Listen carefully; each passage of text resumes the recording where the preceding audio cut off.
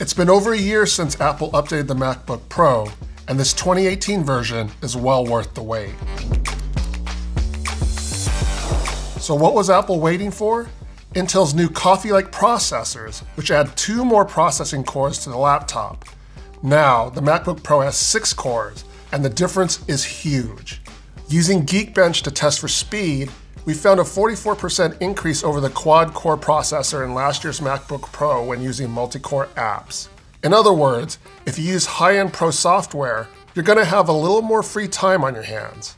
Even if you're not using Pro apps, you'll still see a speed boost. Our benchmark showed a 19% increase in performance when using single-core apps. That would include Mail, writing software, and even your web browser. Cinebench's OpenGL test shows a nice increase in graphics performance. In this 3D rendering test, we saw a 31% increase in frame rates. That should make animations and video playback a lot smoother. Also contributing to the speed boost is the switch to DDR4 RAM, and you can now install up to 32 gigabytes, twice the amount as before. Pro users have been demanding this, but everyone else can probably get by with just 8 or 16 gigabytes of RAM. What else is there to like about the new MacBook Pro? The butterfly keyboard is now much quieter, though we need to spend more time with it to see if it's more durable. And it feels like the previous keyboard, which for some is something you'll just have to live with. The folks over at iFixit did a teardown of the MacBook Pro, and they found that Apple is using a silicon protector over the butterfly mechanism. This protector is probably being used as a shield against dust, and it just so happens to dampen the sound. The new T2 chip handles security features, but it also lets Hey Siri work on the MacBook Pro. So whenever you want to use the digital assistant, just say, Hey Siri.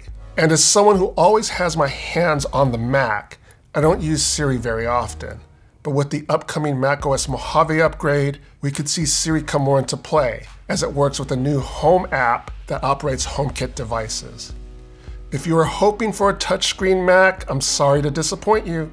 Instead, Apple has the Touch Bar, and it hasn't changed much since it was introduced in 2016. I have to be totally honest here, I don't use the Touch Bar very much at all.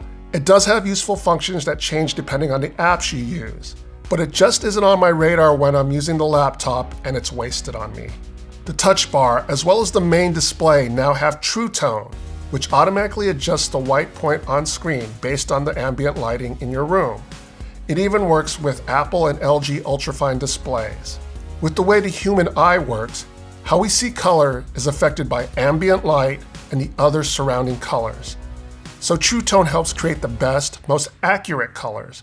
But depending on your work, you may not like True Tone, and you can always turn it off. The MacBook Pro still relies on Thunderbolt 3 for connectivity. You get 4 ports that also work with the newer USB-C spec.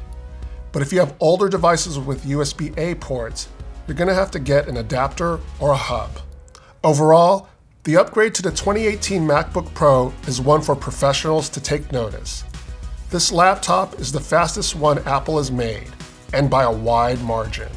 And if speed is the #1 priority for you well above everything else, you won't be disappointed in the new MacBook Pro.